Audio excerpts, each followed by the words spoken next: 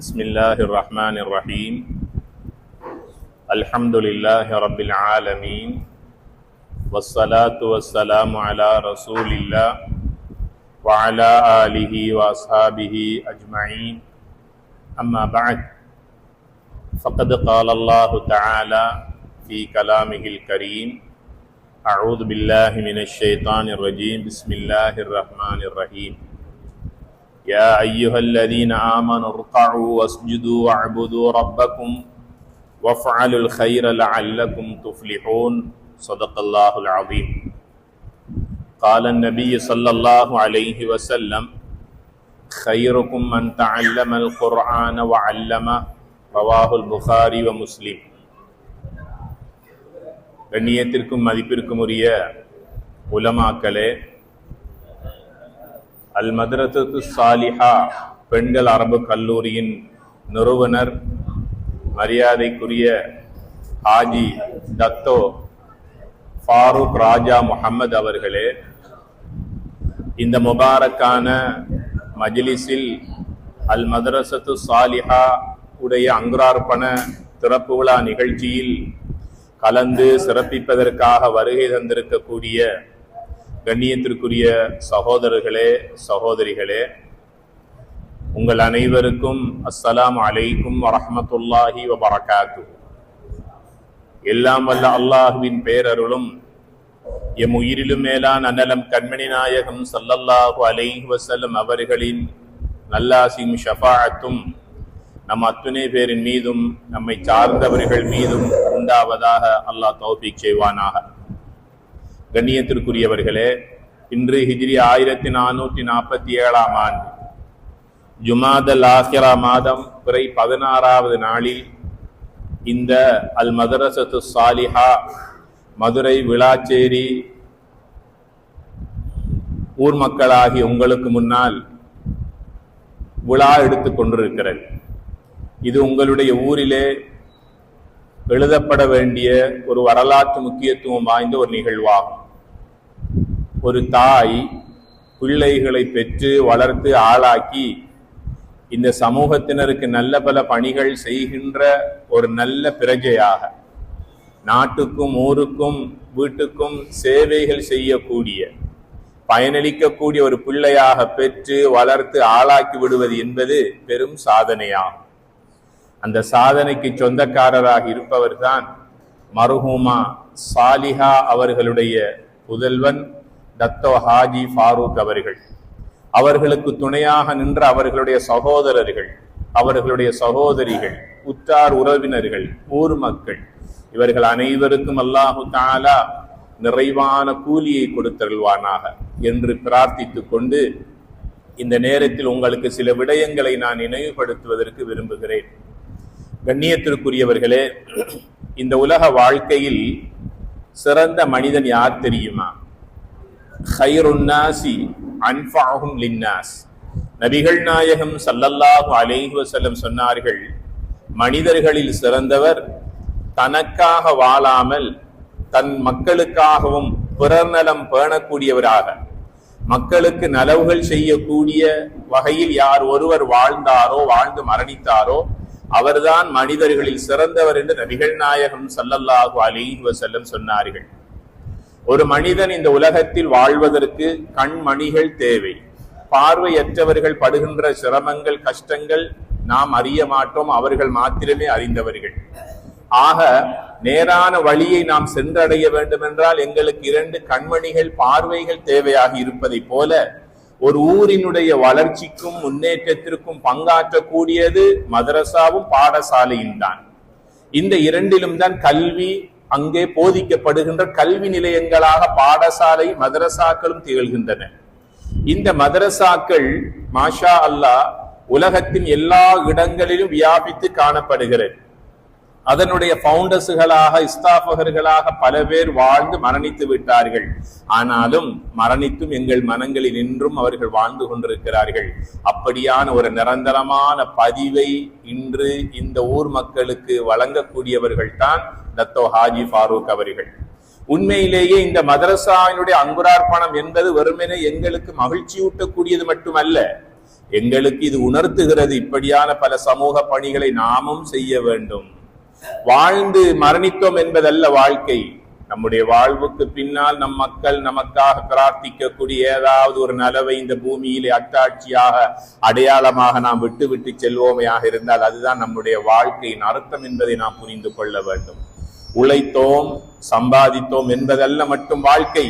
இந்த சமூகத்தினருக்காக நாளை மறுமை மன்னரை வாழ்வுக்கு பிரகாசம் அளிக்கக்கூடிய அளவுக்கு இந்த உலக வாழ்க்கை நான் எதனை விட்டு வந்திருக்கிறேன் என்பதை நாம் ஒவ்வொருவரும் சிந்தித்து பார்க்கக்கூடிய அளவுக்கு இந்த அல் மதரசத்து சாலிஹா எங்களுக்கு உணர்த்தி கொண்டிருப்பதை நாங்கள் யாரும் சொல்லாமலேயே நாங்கள் உணர்ந்து கொண்டிருக்கிறோம். கண்ணியத்திற்குரியவர்களே, அல்லாஹு தஆலா எங்களை பார்த்து என்ன சொல்லுகிறான் தெரியுமா? யா அய்யுஹல்லதீன ஆமனு ருகூ வஸ்ஜுது, ஈமான் கொண்ட விசுவாசிகளே, ருக்கு செய்து தொழுங்கள், சுஜூது செய்யுங்கள். வஅபுது ரப்பக்கும், உங்கள் ரப்பை நீங்கள் சதா வணங்கிக் கொண்டிருங்கள். வஃஅலுல் கைர், நலவுகளும் செய்யுங்கள் என்று அல்லாஹ் கூறுகின்றான். லஅல்லகும் துஃப்லிஹூன், உலகத்திலே நீங்கள் ஜெயம் பெற்றவர்களாக வாழ வேண்டும் என்றால், மக்கள் மனங்களிலே நீங்கள் இடம் பிடித்து இந்த உலகத்திலே உங்களுடைய வாழ்க்கைக்கான ஒரு அர்த்தத்தை நீங்கள் விட்டு செல்ல வேண்டும் என்றால், உங்களுடைய மரணத்திற்கு பிறகும் மக்கள் மனங்களிலே நீங்கள் வாழ வேண்டும் என்றால், ஈருலக வாழ்க்கையின் பொறுப்பராக உங்களுக்கு வெற்றி அமைய வேண்டும் என்றால் நிச்சயமாக வஃஅலுல் கைர், நலவு செய்யுங்கள், மக்களுக்கு நல்லது செய்யுங்கள் என்று அல்லாஹு தஆலா கூறுகின்றான். ஆக இபாதத் வாழ்க்கை என்பது வெறுமனே வணக்க வழிபாடுகளோடு மட்டுமல்ல, சமூக பணிகளையும் செய்யுங்கள் என்று அல்லாஹு தஆலா கூறுகின்றான். அந்த ஒரு சமூக பணியின் உயர்ந்த ஒரு அறிவு கண்ணாக இந்த இடத்தில் நிறுவப்பட்டதுதான் அல் மதரசத்து சாலிஹா. நபிகள் நாயகம் ஸல்லல்லாஹு அலைஹி வஸல்லம் சொல்லுகிறார்கள், இதா மாத்தல் இன்சான் இன்கதா அன்ஹு அமலுஹு இல்லா மின் ஸலாஸ். ஒரு பிரபலியமான ஹதீஸ் இந்த ஹதீஸ். ஒரு மனிதன் மரணித்து விட்டானேயானால் அவனோடு இருக்கின்ற எல்லாமே துண்டிக்கப்பட்டு வரும் 3 விடயங்களை தவிர. அதில் ஒன்று வலதுன் சாலிஹுன் யதுஉ லஹ், தனக்காக துஆ செய்யக்கூடிய பிள்ளைகளுடைய பிரார்த்தனைகள் இருக்கும் வரைக்கும் அவர் மரணித்தாலும் அவருடைய மன்னரைக்கு அந்த துஆக்களுடைய பிரதிபலன் சென்று கொண்டிருக்கும் என்று நபிகளார் ஸல்லல்லாஹு அலைஹி வஸல்லம் சொன்னார்கள். இரண்டாவது இல்முன் யுன்தஃபஉ பிஹி, பயனளிக்கக்கூடிய அறிவுக்காக, பயனளிக்கக்கூடிய இல்முக்காக யார் ஒருவர் கட்டிடத்தை கட்டினார், அதற்கான தளபாடங்களை கொடுத்தார், புத்தகங்களையும் கிதாபுகளையும் வாங்கி கொடுத்தார், வசதி கட்டணங்களை மாதாந்த ஃபீஸ் கட்ட முடியாதவர்களுக்கு மந்த்லி ஃபீஸ் கட்டி கொண்டிருந்தார், ஏதோ ஒரு வகையில் கல்வியை தேடுகின்ற மாணவர்களுக்காக உதவிக்கரம் நீட்டிக் கொண்டிருந்தார், உதவி செய்து கொண்டிருந்தாரே, இவருக்கும் அந்த பிள்ளை செல்வங்கள் உலகத்தில் வாழ்ந்து கொண்டிருக்கும் காலமெல்லாம் அவருடைய மன்னரை வாழ்வு பிரகாசம் உள்ளதாக இருக்கும் என்று சொன்னார்கள். மூன்றாவது சொன்னார்கள் சதகா ஜாரியா, நிரந்தரமான தர்மம் என்று அல்லாஹ்வுடைய தூதர் சொன்னார்கள். இந்த 3க்கும் சொந்தக்காரராக இந்த இடத்திலே திகழக்கூடியவர்கள் தான் ஹாஜி டத்தோ ஹாஜி ஃபாரூக் அவர்கள். வலதுன் சாலிஹ், சாலிஹான பிள்ளைகளை உருவாக்குகின்ற கல்வி நிலையமாக இந்த இடத்தை அவர்கள் வக்ஃப் செய்ய இருக்கிறார்கள். பயனளிக்கக்கூடிய அறிவை கற்கின்ற மாணவர்கள் என்றால் யார்? தான் பெற்ற பிள்ளைகள் மாத்திரமல்ல, ஊரான் பிள்ளையை ஊட்டி வளர்த்தால் தன் பிள்ளை தானாக வளரும் என்று சொல்லுவார்களே, இதே போல இந்த ஊர் மக்களுக்கு, விளாச்சேரி மக்களுக்கு இவர் பயனளிக்கக்கூடிய இந்த இல்முன் நாஃபி' கல்வி நிலையத்தை அவர் நிறுவுகின்றார். அது அவருக்காக மாத்திரமல்ல, அந்த ஊருக்கே அவர் கல்வியின் வாசலை திறந்து கொடுத்திருக்கின்றார். இதன் மூலமாக இந்த பிள்ளைகளுடைய எதிர்கால வாழ்வு சிறப்பாக கல்வியின் மூலமாக பிரகாசம் அளிக்கக்கூடியதாக அமைவதற்கு இந்த கல்வி நிலையம் நிச்சயமாக அமைய பெற இருக்கிறது. ஆக கல்வி நிலையத்தை உருவாக்குவதும், கல்வி நிலையத்திற்கு பயனளிக்கக்கூடியவர்களாக வாழ்வதும், கல்விக்காக செலவழிக்கக்கூடியதும், இந்த 3 விடயங்களும் ஒரு மனிதன் மரணித்தாலும் கூட அவனோடு அது மரணிக்க மாட்டாது, தொடராக நிரந்தரமாக அவனுக்கு நாளை மறுமையிலே பயனளிக்கக்கூடியதாக இருக்கும் என்று அல்லாஹ்வுடைய தூதர் கூறுகிறார்கள்.